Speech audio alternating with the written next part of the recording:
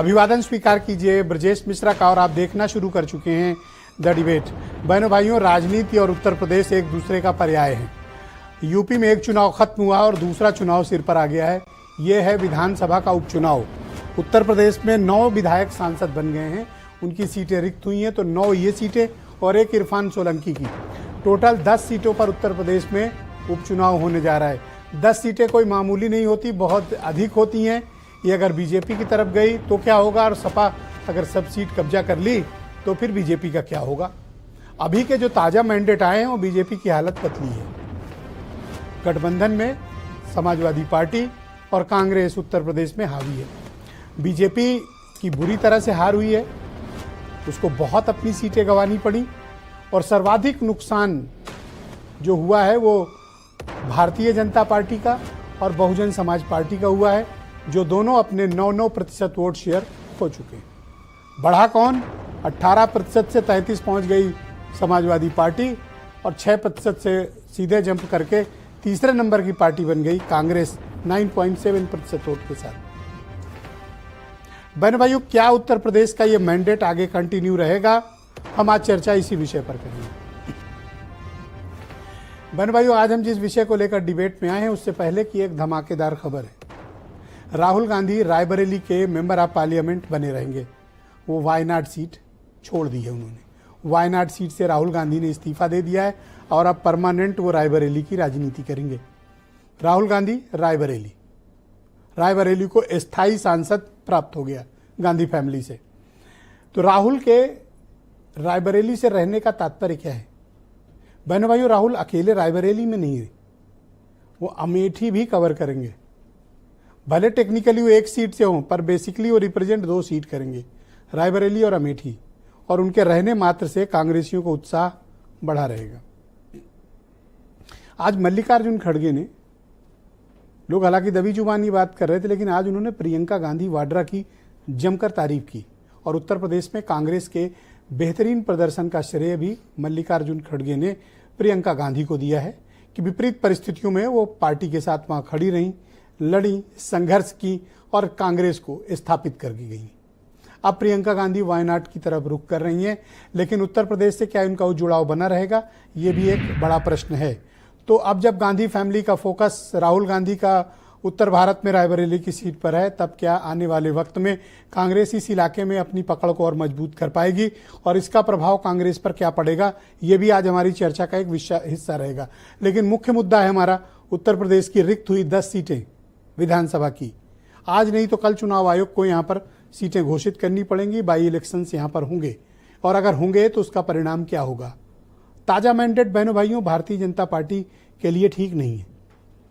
BJP हारते ही उनके यहाँ सिर्फ उटौवल भी शुरू हो गई, एक दूसरे पर आरोप प्रत्यारोप भी शुरू हो गए हैं। लेकिन बीजेपी ने अभी कोई हाई प्रोफाइल रिव्यू नहीं किया, समीक्षा नहीं की कि आखिर इस तरह की उसकी हार के कारण क्या हैं।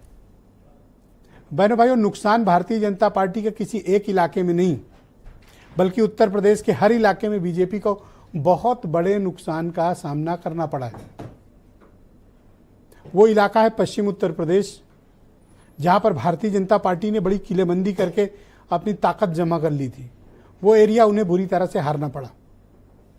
फिर आप चलिए एकदम ईस्टर्न उत्तर प्रदेश, पूर्वी उत्तर प्रदेश, रॉबर्ट्सगंज से हार शुरू हुई है बीजेपी की, वो जाके थमी है नेपाल बॉर्डर पर लखीमपुर खीरी में। बीच की सीटों में प्रधानमंत्री की सीट, भदोही की सीट, फूलपुर की सीट केवल जीत पाई बीजेपी, वरना बीजेपी का सफाया। और अगला चरण, अगला कहां बीजेपी टिक पाई? गोरखपुर रीजन में, योगी आदित्यनाथ के इलाके में, और इधर एनसीआर के इलाके में, और मध्य उत्तर प्रदेश के इलाके में, और बरेली रीजन में थोड़ा। बहनों भाइयों, इसमें कोई दो राय नहीं है कि उत्तर प्रदेश का सर्वाधिक सबसे बड़ा मतदाता वर्ग OBC community Bharatiya Janata party से अधिकांशतः शिफ्ट होकर वो समाजवादी पार्टी और कांग्रेस की तरफ चली गई है। अब बीजेपी के सामने इसी बात की चुनौती है कि इन्हें वापस कैसे लाएं, और आप ही को ये वोट शेयर में रिफ्लेक्ट दिखेगा।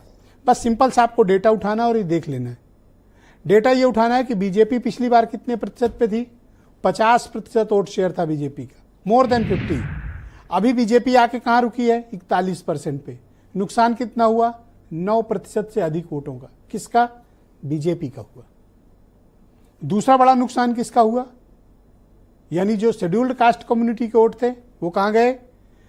बीएसपी जब समाजवादी पार्टी के साथ 2019 लड़ी थी, उनका वोट शेयर था 19%, 19। अभी कितना रह गया है, 9.46। नुकसान कितना हुआ, तकरीबन 10% वोट का। किसका, बीएसपी का।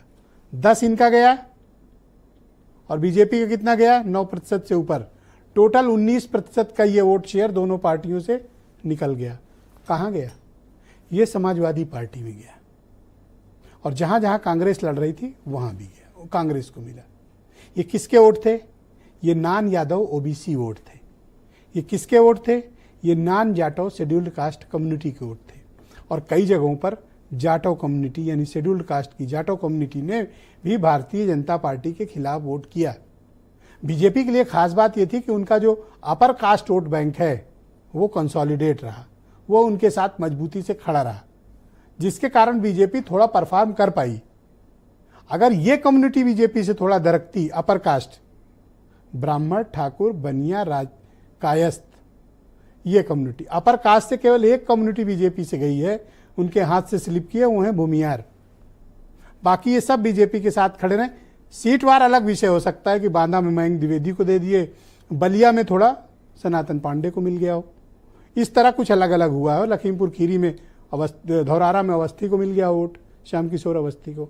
ये अलग सीट के अलग अलग इक्वेशंस रहे हैं, लेकिन मेजॉरिटी में अपर कास्ट कम्युनिटी ने वोट किया है बीजेपी को, और मेजॉरिटी में वोट किया है ओबीसी कम्युनिटी ने सपा और कांग्रेस को।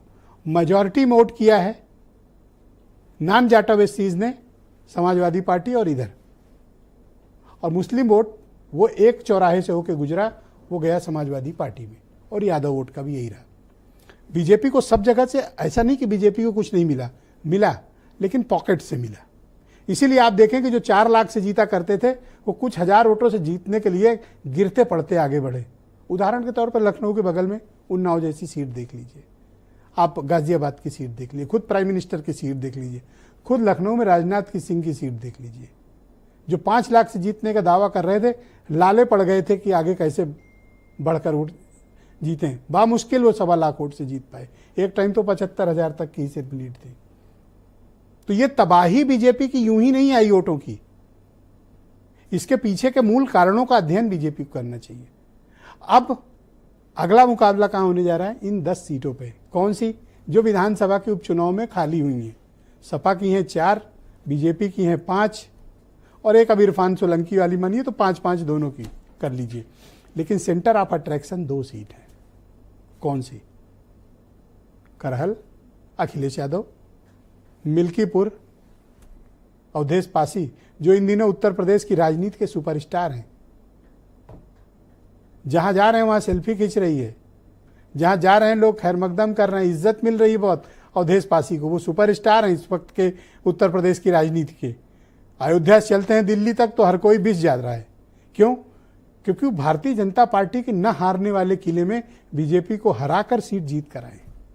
तो क्या होगा इन 10 सीटों पर, आज चर्चा इसी विषय पर। कुछ स्टेटमेंट, फिर डिबेट आगे बढ़ेगी। नतीजे आए, उनकी समीक्षा हो गई है, समीक्षा चल रही है। समीक्षाओं से सबक लेते हुए हम उपचुनाव को पूरी मजबूती के साथ लड़ेंगे। हम मजबूती के साथ लड़ेंगे नहीं, इस बार जीतेंगे भी। जनता भारतीय जनता पार्टी को पसंद कर रही है, योगी जी की नीतियों को पसंद कर रही है, ये उपचुनाव में दिखेगा। जो लोकसभा के चुनाव हुए हैं, इसमें समाजवादी पार्टी नंबर 1 की पार्टी हो गई है। हम लोग ये प्रयास करेंगे कि 10 सीटों पर चुनाव विधानसभा में होने हैं, 10 सीटों पर समाजवादी पार्टी चुनाव जीते, इंडिया गठबंधन चुनाव जीते। 2024 के रिजल्ट के बाद भारतीय जनता पार्टी ने अपनी हार का एनालिसिस तो जरूर किया होगा, पर मैं उम्मीद करती हूं कि अपने अहंकार को भी वो कम रखेंगे। इस बार 2027 की राहें भारतीय जनता पार्टी के लिए आसान नहीं होंगी, क्योंकि रायबरेली से सांसद आदरणीय राहुल गांधी जी ने मन बना लिया है कि इस बार उत्तर प्रदेश के मुद्दे संसद में गूंजेंगे। तो बहनों भाइयों, आज की परिचर्चा को आगे बढ़ाएंगे। मेरे साथ दीपक रंजन समाजवादी पार्टी से हैं, अंशु अवस्थी कांग्रेस के प्रवक्ता हैं, अनिल दुबे राष्ट्रीय लोकदल से हैं, हीरो वाजपेयी भारतीय जनता पार्टी से हैं, हेमंत तिवारी जाने माने पत्रकार वीरेंद्र सिंह जी हमारे स्टेट हेड, आप सभी का शुक्रिया और धन्यवाद इस कार्यक्रम में मेरे साथ उपस्थित रहने के लिए। वाजपेयी जी, कार्यक्रम की शुरू